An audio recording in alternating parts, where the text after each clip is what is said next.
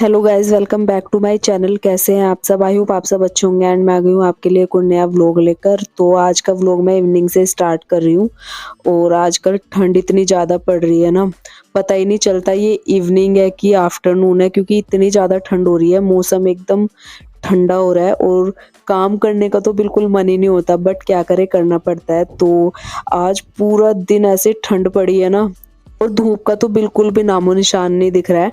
But मैं यहाँ पर कपड़े डाल रही हूँ कि थोड़ी हवा निकल जाएगी और उसके बाद देखती हूँ फिर क्या करना है, रात को अंदर डाल दूँगी। तो उसके बाद मैं आ गई थी यहाँ पर पूजा करने के लिए। तो मुझे थोड़ा-सा जहाँ पर मैं पूजा करती हूँ ना, वो थोड़ा गंदा दिख रहा था, तो वहाँ पर मैंने वो कपड़ा जो है चेंज कर दिया। उसके बाद ना इसके ऊपर से मैं कागज़ डाल देती हूँ, ये जो कलरफुल कागज़ आते हैं ना। उसके बाद यहाँ पर रोज़ डेली दिया बत्ती होता है, तो ये कागज़ ही गंदा होता है, नीचे का कपड़ा बिल्कुल साफ रहता है। इस वजह से पहले मैं कपड़ा ही डालती थी, बट अभी मैंने ना ये ऊपर से कागज़ डालना स्टार्ट कर दिया है। इससे मुझे बहुत ज़्यादा क्लीन नहीं करना पड़ता कपड़ा। तो बस यहाँ पर जो है मैंने लड्डू गोपाल को भी चेंज करके बिठा दिया है। जो वूलन के कपड़े होते हैं वो पहना दिए हैं रात के लिए। वैसे तो मैं सुबह ही चेंज कर देती हूँ, बट आज मैं कर नहीं पाई थी, तो अभी मैंने चेंज कर दिया है और मैंने अच्छे से उनको वूलन के कपड़े पहना के जो है मंदिर में बिठा दिया है। उसके बाद बारी आती है अब दिया बत्ती करने की। तो अब मेरी शाम की जो है पूजा स्टार्ट होगी और एक दिन तो मुझे मंदिर की जो है डीप क्लीनिंग करनी है, क्योंकि गाँव से आने के बाद ना अभी मैंने करी नहीं है। वैसी क्लीनिंग तो 2-3 बार हो गई, बट जो डीप क्लीनिंग होती है ना, वो नहीं हो पाई है अभी। वो भी मैं अभी टाइम निकाल के करूँगी। ठंड इतनी पड़ रही है ना, कुछ भी करने का मन नहीं होता है, सच बताऊँ तो। तो बस मैं जो डेली के बेसिक काम होते हैं ना, वही करती हूँ। ज़्यादा काम इधर-उधर के नहीं निकालती हूँ, क्योंकि उसमें फिर टाइम ज़्यादा लगता है और ठंड भी लगती है। तो ये 10-15 दिन की ठंड है, मैंने कहा निकल जाए, काम तो फिर होते ही रहते हैं। तो और बीमारी भी इतनी ज़्यादा हो रही है ना, एकदम से बीमार पड़ जा रहे हैं लोग ठंड में, तो मैं थोड़ा उससे भी बचने की कोशिश कर रही हूँ, क्योंकि इतनी दवाइयाँ वगैरह मेरी चल रही है। तो मैं सोच रही हूँ और चीज़ों से बची रहूँ तो अच्छा है। और आजकल तो इतनी जल्दी बीमारी पकड़ती है ना, क्योंकि वीकनेस इतनी है बॉडी में, क्योंकि दवाइयाँ वगैरह जो है कई साल से लगातार कंटिन्यू चली रही है उस वजह से। तो ये सारी चीज़ें मैं अवॉइड ही करती हूँ फालतू की अभी। तो क्योंकि ये चीज़ें बीच-बीच में जब टाइम मिलता है तो वो होती रहती है, बट अभी ये 10-15 दिन की ठंड है, इसमें मैं नहीं घुस रही हूँ इन सब चीज़ों में।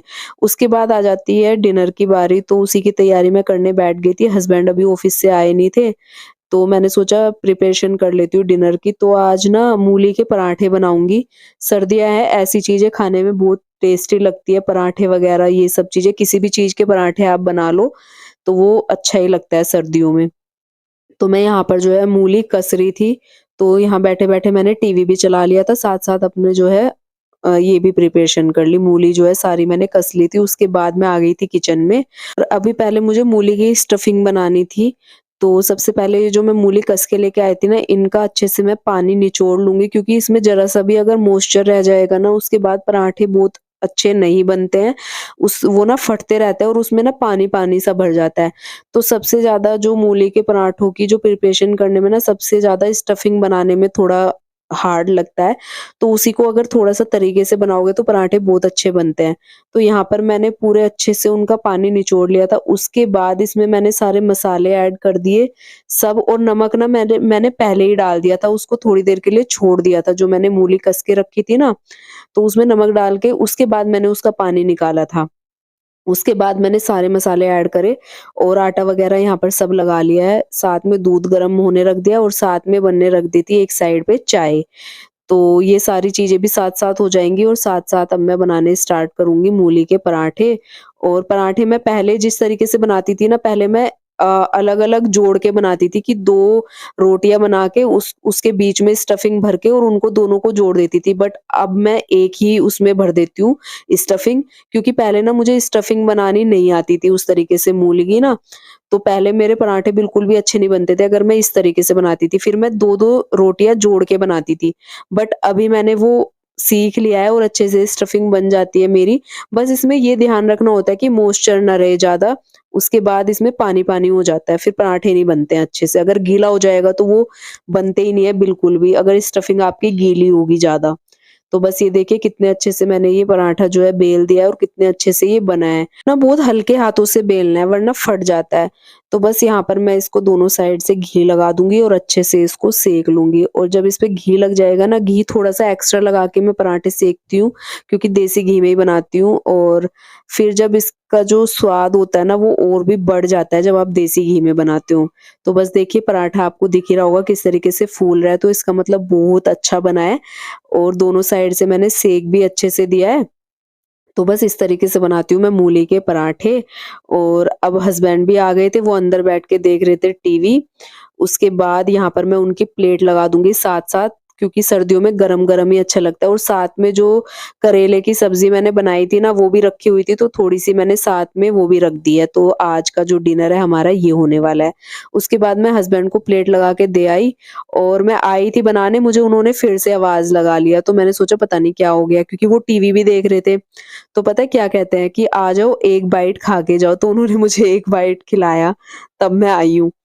तो ये वो हमेशा करते हैं, जैसे मैं उनकी थाली लगा देती हूँ, पहली लाइन तो उनकी होती है कि आ जाओ साथ में खाएँगे।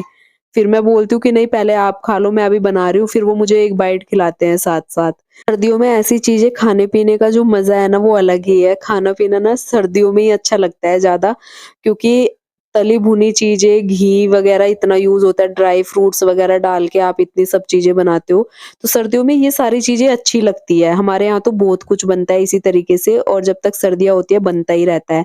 तो बस आज का हमारा डिनर था ये। तो ये है नेक्स्ट डे और यहाँ पर मैंने अपनी हीट बेल्ट को जो है गरम कर लिया है क्योंकि मेरी आज सुबह से इतनी ज़्यादा हालत ख़राब है ना, मुझे हो गए थे पीरियड्स तो मैं कुछ भी शूट नहीं कर पाई थी बट ये इवनिंग टाइम है, तो अभी मैंने सोचा चलो थोड़ा बहुत शूट कर लेती हूँ क्योंकि हस्बैंड भी आ चुके थे और सुबह भी उन्होंने ही सारा काम किया था। वो फिर ऑफ़िस गए थे, उसके बाद वो ऑफ़िस से आए, अभी भी वही खाना-पीना बना रहे हैं, क्योंकि मेरी बिल्कुल भी उठने की हिम्मत नहीं थी, बिल्कुल भी। पर वो मुझे बोलने लगे कि क्लिप शूट कर लो अपने व्लॉग के लिए, तो मैं थोड़ा बहुत उठ गई थी, मैंने कहा चलो कर लेती हूँ।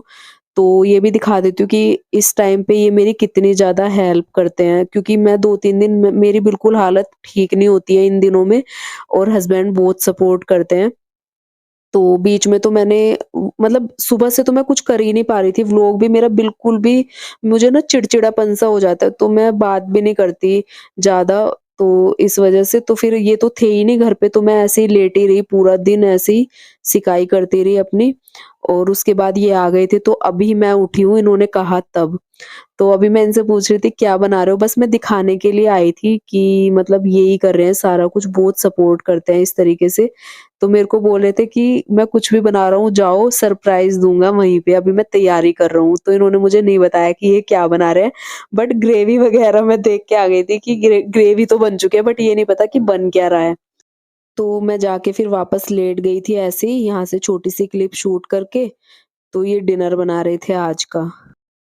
नेक्स्ट डे मतलब सैटरडे, तो यहाँ पर इनकी छुट्टी थी, तो ये अपना घर का पेंडिंग काम कर लेते हैं ऐसे में ना जब छुट्टी होती है।